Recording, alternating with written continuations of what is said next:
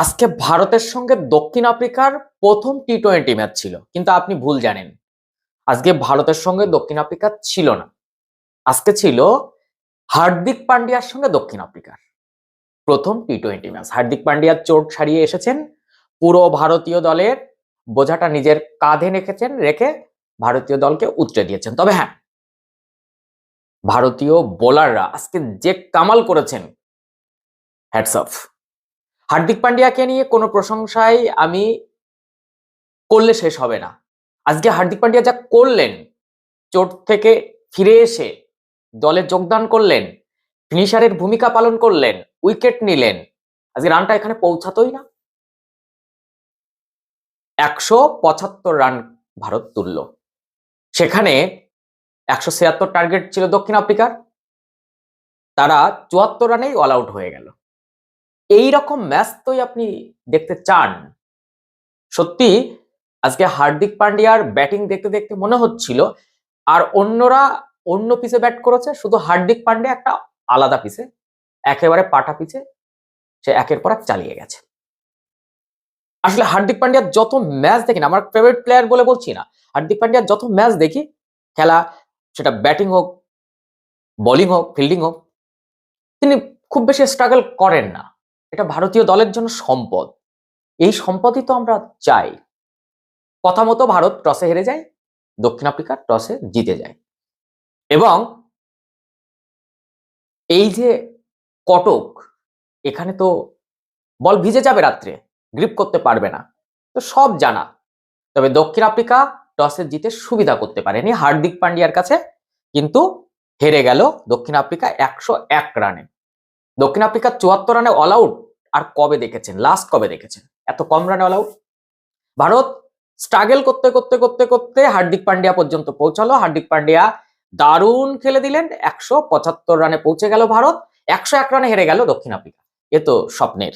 তো অভিষেক শর্মা, আজকে অভিষেক শর্মার ঝড়টা আমরা দেখতে চাইছিলাম, কিন্তু প্রথম 6 ওভারে যে ঝাটকা লেগে গেছে, তাতে ঝড়টা ওঠেনি। 12 বলে 17 রান, 141 স্ট্রাইক রেট।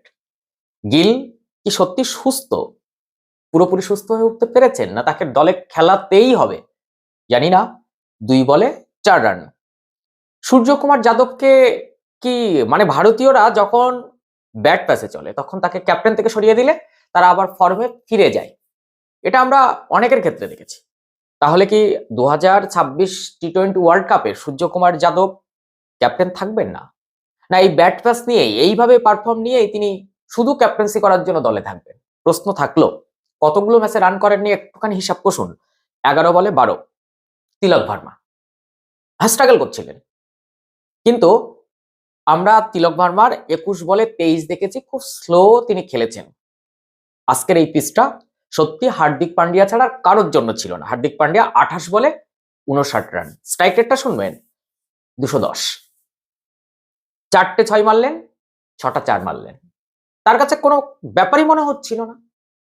কেন জানি না, হার্দিক পান্ডিয়ার আজকের এই খেলাটা দেখতে দেখতে মনে হলো যে ওয়ার্ল্ডের সেরা অলরাউন্ডার হার্দিক পান্ডিয়া, তাকে ভারতের দলের দরকার খুব। অনেকদিন ছিলেন না, সেই এশিয়া কাপের পরের থেকে খেলতে পারেননি, মিস করছিলাম, এবং ওয়ানডেতে খুব তাড়াতাড়ি তার অন্তর্ভুক্তি দরকার। শিবম দুবে 9 বলে 11, আর অবশ্যই সঞ্চুর জায়গায় একেবারে উপযুক্ত, গৌতম গম্ভীরের এটাই ক্রেডিট দেবো, একেবারে উপযুক্ত জিতেশ শর্মা আজকে যে ক্যাচগুলো নিয়েছেন, এটা সত্যি খুব খুব লক্ষণীয়। আপনি দেখেছেন কিনা জানি না, এতটা ক্রেডিট দিতে হয় জিতেশ শর্মার। মূলত দুটো ক্যাচের ক্ষেত্রে তো বলবো, একটা বরুণ চক্রবর্তীর ক্লোজ কিপ করছিলেন, সেই আউটটা যথেষ্ট, ক্যাচটা দারুণ দারুণ। যাই হোক, ভারতীয় বোলাররা যদি একটু পারফর্ম যেভাবে করেছে সেটা আপনার সামনে তুলে ধরি, আপনি যদি খেলাটা দেখে না থাকেন তাহলে আপনার খুব মজা লাগবে।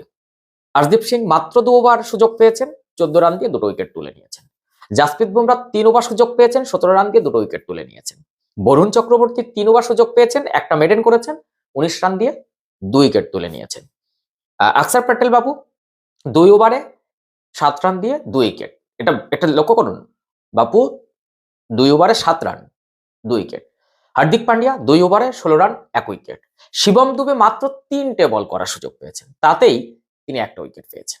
এই জায়গা থেকে দক্ষিণ আফ্রিকার এরকম চরম বা হতাশজনক ব্যাটিং আমরা দেখিনি। আর লাস্ট ওয়ানডে থেকে এদের এই অবস্থাটা দেখা দিয়েছে। এই যে পারফরমেন্স দেখছি তাতে এই টি-20 সিরিজ দক্ষিণ আফ্রিকা ভারত 5-0 জিতবে এইরকম কিন্তু এখন থেকে বলে দেওয়া যাচ্ছে। আমরা দেখলাম একমাত্র ব্রেভিস 22 রান করলেন 14 বলে, তাছাড়া দুজন 14 করেছেন, এক মাকরাম আর তার সঙ্গে 14 করেছেন স্টিভাস, আর কেউ না মার্কাস জনসন কিন্তু 12 রান করেছেন। তাছাড়া সব 2-1 2-1। এই জায়গা থেকে আজকে ম্যান অফ দ্য ম্যাচ কোনো রকম ভাবতে হয়নি কাউকে, একেবারে এই নামটা কার্তিক ঘোষণা করতে পেরেছেন। এইরকম একটা ম্যাচ সত্যি আমরা চাই, যেখানে Hardik Pandya man of the match শুধু হবেন না, তিনি একবার বুক ফুলিয়ে, তিনি রাজকীয় ভঙ্গিতে এইরকম কঠিন পিচেও একের পর এক 6-4 মারতে পারেন। এটাই তো ভারতীয়দের সব থেকে বড় পাওয়া, যে আপনার টিমে, আপনার দেশের টিমে হার্দিক পান্ডিয়া আছে। এটাই আমরা গর্ব প্রকাশ করি, গর্ববোধ করি। আপনার ঠিক আজকে খেলাটা কেমন লেগেছে? আপনি যখন 175 বোর্ডে রান দেখেছেন তখন আপনি কি ভেবেছিলেন যে ভারত জিতবে? অনেকেই কিন্তু না, স্ট্রাগল করতে হবে, কারণ সবাই জানে আমরা আমরা আমরা টি-20-র মাপকাঠিটা করে দিয়েছি 180 থেকে 220, না হলে জেতা যায় না। তবুও বলবো আজকে প্রথম থেকেই কিন্তু ভারতের রিদমটা আমরা বুঝতে পেরেছি, কারণ টি-20-তে এই যে পিচ, এতে 160 থেকে 170 রান হলেই কিন্তু যথেষ্ট ছিল। সেখানে হার্দিক পান্ডিয়ার দৌলতে ভারত 175-এ পৌঁছে গেছে, কাজে জয়টা অবশ্যম্ভাবী ছিল। তবে দুর্ধর্ষ বোলিং আজকে ভারতীয় বোলারদের, আর সেই সঙ্গে হার্দিক পান্ডিয়াকে শেষে আবারও একটা আমার তরফ থেকে বিগ স্যালুট।